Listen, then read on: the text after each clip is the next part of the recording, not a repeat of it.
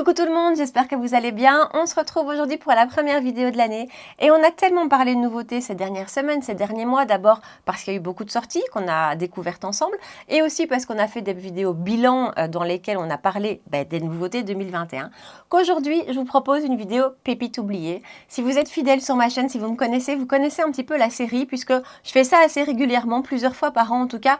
J'ouvre mes tiroirs et je vais chercher au fond de mes tiroirs ces produits que j'ai un petit peu oubliés, que j'ai un petit peu délaissés et qui sont pas des sorties récentes. Alors il n'y a pas des très vieux produits parce que par exemple en gamme fond de teint ou anti-cerne, je ne garde pas des produits des dizaines d'années non plus. Mais donc voilà, ça me permet d'aller rechercher des produits que j'ai un petit peu mis de côté, qui ont été éclipsés par des nouvelles sorties et de les redécouvrir. Et franchement l'idée c'est ça, c'est on a quand même beaucoup de pépites dans nos tiroirs et ça fait du bien de les ressortir et de les redécouvrir. Donc si vous avez envie de savoir quelles pépites j'ai été rechercher au fond de mes tiroirs et comment j'ai fait ce look-ci, eh ben restez avec moi. En avant et comme d'habitude, on va commencer avec les yeux. J'ai déjà fait mes sourcils et j'ai déjà mis ma base à paupières. Et donc, on va utiliser aujourd'hui la palette Naked Honey de chez Urban Decay. Je dois dire que j'ai eu un petit peu de mal à trouver quelle palette j'allais utiliser aujourd'hui parce que quand j'allais rechercher comme ça dans ma collection mes plus anciennes, je vérifiais quand même qu'elles existaient toujours pour pas vous parler de produits qui n'existent plus. Finalement, il y a quand même beaucoup de palettes qui sont discontinuées, qui sont arrêtées. J'avais envie d'utiliser la Gold de Natasha Denona. C'est foutu. Et donc voilà. Je me suis arrêtée sur celle-ci que j'ai achetée moi très tard par rapport à sa sortie. Je ne l'ai pas du tout achetée à sa sortie. Je crois que je l'ai depuis à peine un an. Je l'ai très peu utilisée, tout à fait honnêtement avec vous.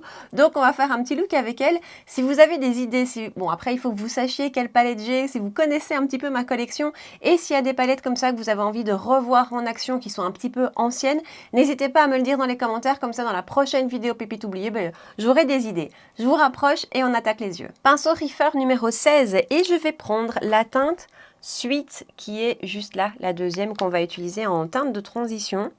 Je dois vous dire vraiment cette palette je ne l'ai pas beaucoup utilisée. Et je dois dire que dans les palettes Urban Decay, j'ai jamais eu de gros coups de cœur. Après, je leur ai peut-être pas donné assez de chance. Celle-ci, par exemple, je l'ai peut-être pas assez utilisée.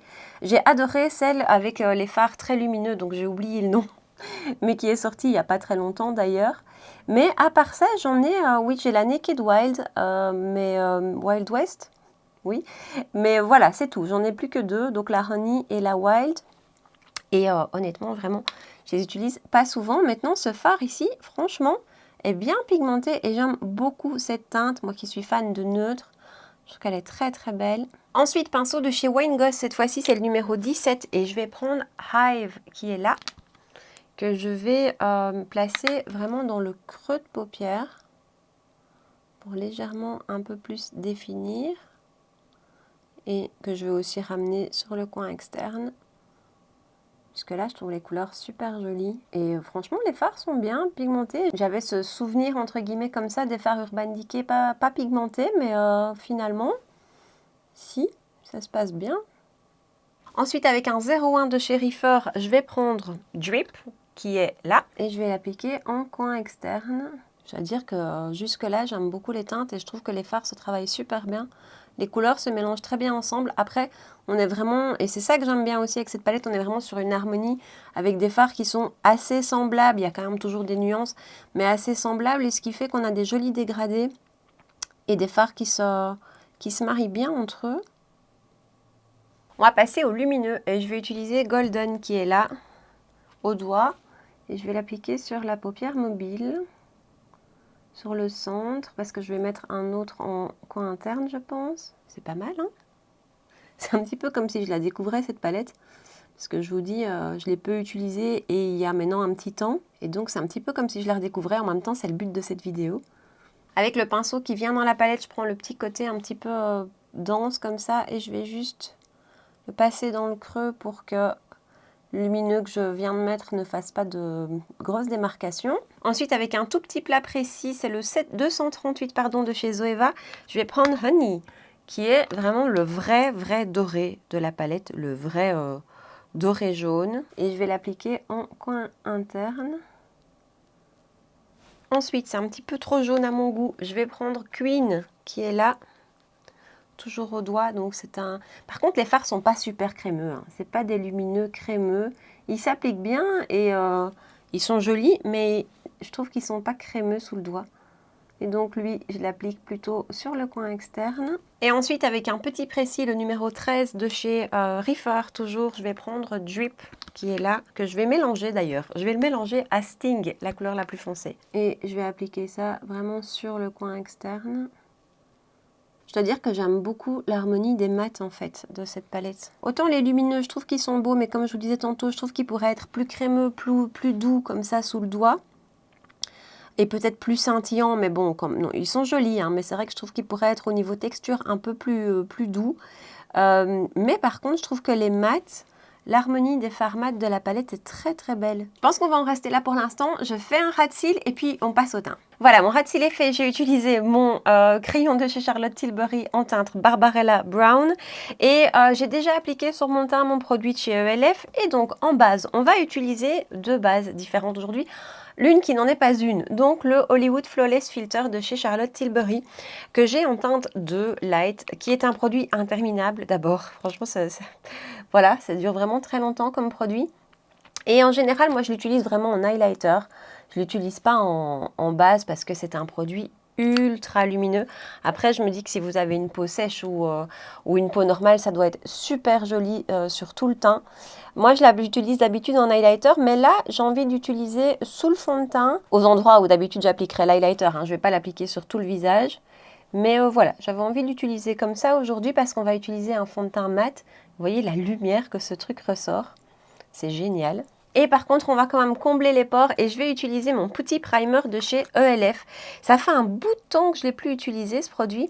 Et comme maintenant, j'utilise assez régulièrement le nouveau de chez Tarte que je vous ai présenté, j'ai eu envie de ressortir celui-ci pour un petit peu le comparer parce qu'on est vraiment sur le même type de produit, le même type de texture. Et donc, voilà, j'ai eu envie de le ressortir. Au niveau de la texture, je trouve que celui-ci, le ELF, est un petit peu plus gras que le Tarte. Mais pour le reste, on est vraiment sur des produits très similaires qui ont à peu près le même rendu. C'est vraiment chouette, ça vient vraiment flouter les pores. Maintenant, je trouve que le Tarte floute un petit peu mieux, comble un petit peu mieux. Mais franchement, le ELF pour un tout petit prix, il est génial. Et ouais, je vous confirme ce que je vous disais, le ELF est un petit peu plus gras que le Tarte.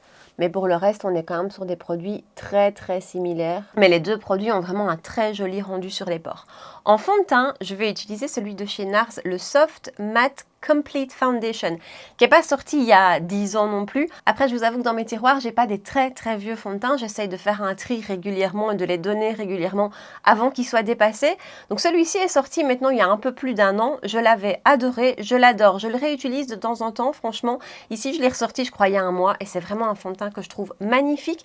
Et je trouve qu'on en a beaucoup parlé quand il est sorti. Et puis, voilà, il y a tellement de sorties au niveau make-up et surtout au niveau fond de teint qu'on oublie et on passe à autre chose. Et j'avais vraiment envie de le ressortir avec vous, de vous en reparler parce que moi, c'est un produit que j'adore. Donc, j'en ai appliqué un petit peu dans ma coupelle. Ce que j'adore aussi avec ce fond de teint, c'est la teinte. Je suis très contente de cette teinte. C'est la Light 2.5 Yukon. Et je l'applique avec une éponge. C'est une éponge de chez Shiglam. Et vous voyez la teinte, je crois que c'est mon fond de teint qui a la teinte qui se rapproche le plus de ma carnation, qui est la plus idéale. Et c'est un fond de teint mais qu'est-ce que je l'ai adoré quand il est sorti, qu'est-ce que je l'ai porté. Et ici, quand je l'ai ressorti, là, il y a quelques semaines, j'étais vraiment contente parce que je l'adore. Je le trouve magnifique. C'est un vrai fond de teint avec un fini mat. Donc, si vous n'avez pas la peau grasse, je vous conseille clairement d'en dessous mettre une base hydratante au moins. Même avec la peau grasse, on ne peut pas se permettre de mettre une base trop matifiante en dessous parce que ça peut faire conflit. Mais pour le reste, qu'est-ce qu'il est beau. Enfin, vraiment, c'est un fond de teint que j'adore, qui a une magnifique couvrance, qui s'applique super bien à condition d'être combiné avec une bonne base, comme je vous disais, qui a une excellente tenue, vraiment. Niveau brillance, c'est vraiment pas mal du tout. Donc je brille comme avec tous mes fonds de teint. Il n'y en a pas un seul avec lequel je ne brille pas.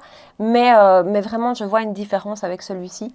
Et j'adore son fini un petit peu velouté, comme ça, mat velouté. Et voilà son rendu. J'adore sa couvrance. En plus, tous mes pores sont vraiment effacés. Enfin, je le trouve magnifique. Je sais que je vous fais le coup à chaque vidéo pépite oubliée, mais je vous dis à chaque fois ça.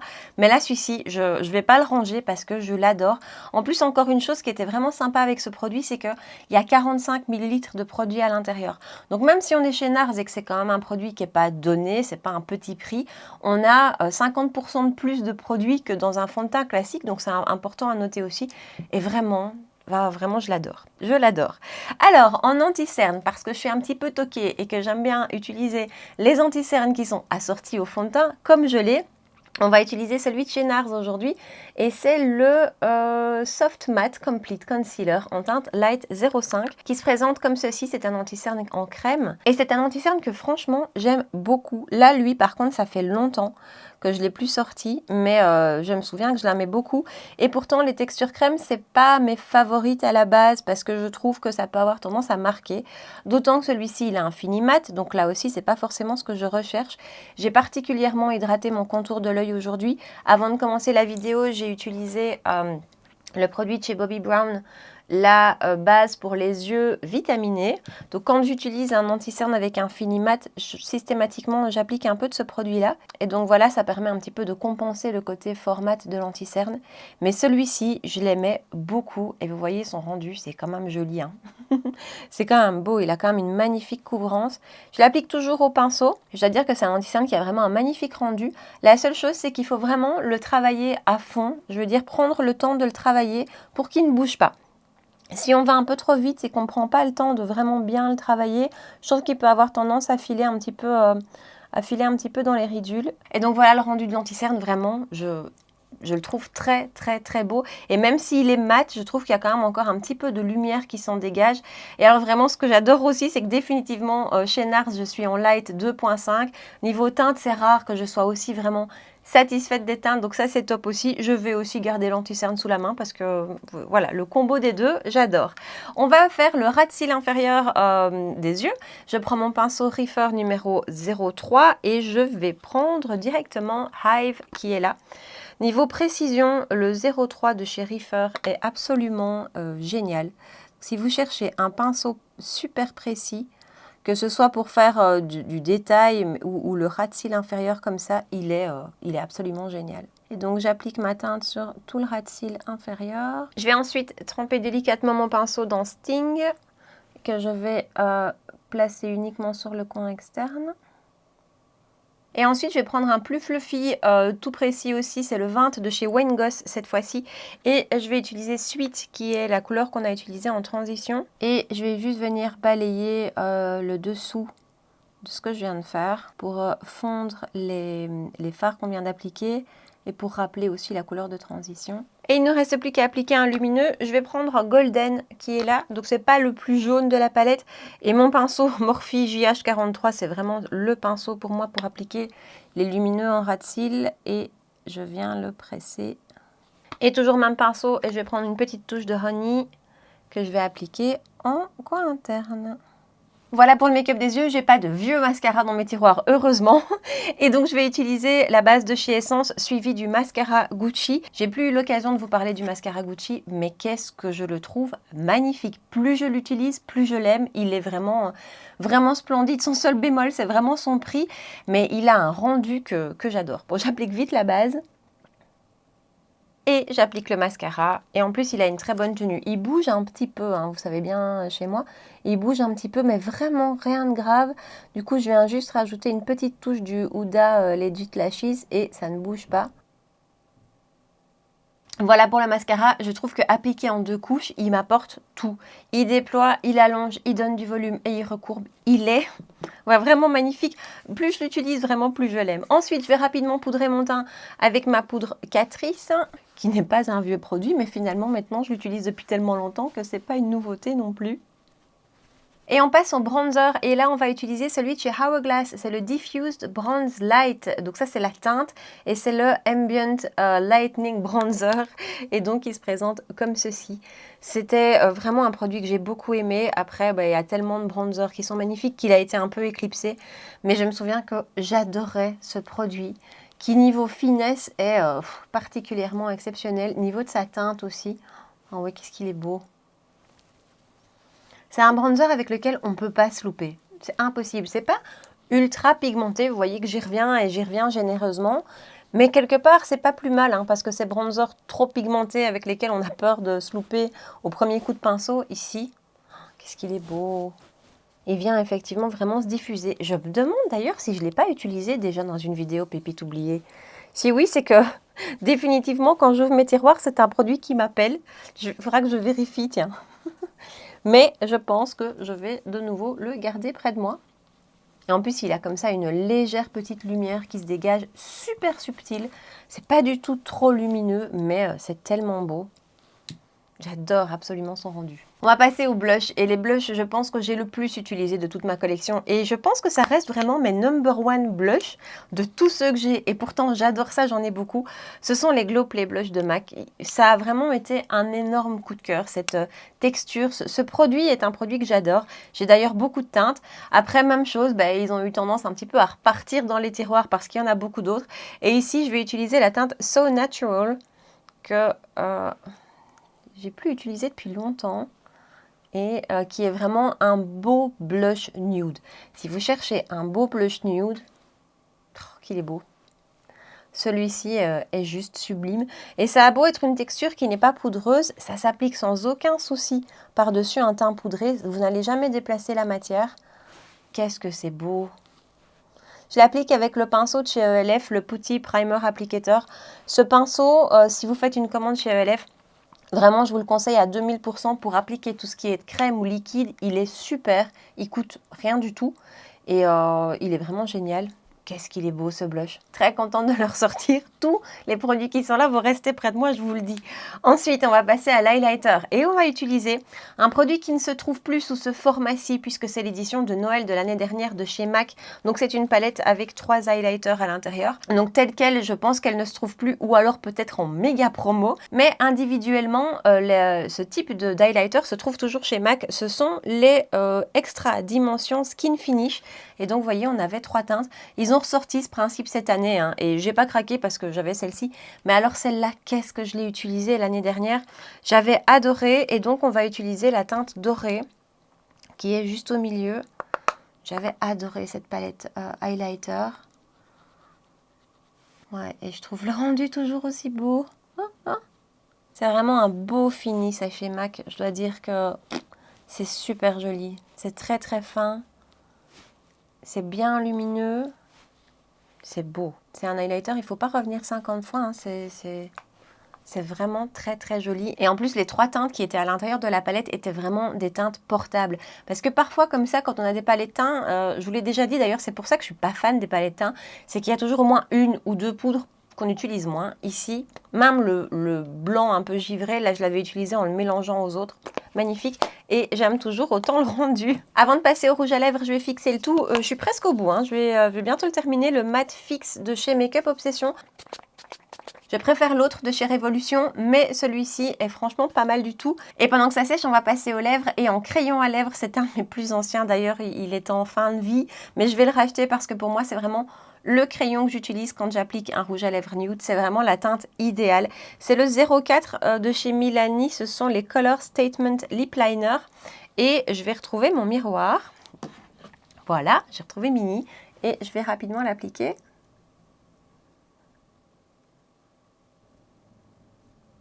Et voilà pour le crayon à lèvres. Ensuite, on va appliquer un rouge à lèvres de chez Huda Beauty. Ce sont les matte lipsticks, donc ceux qui sont sortis avant, les crémeux qui sont sortis eux beaucoup plus récemment.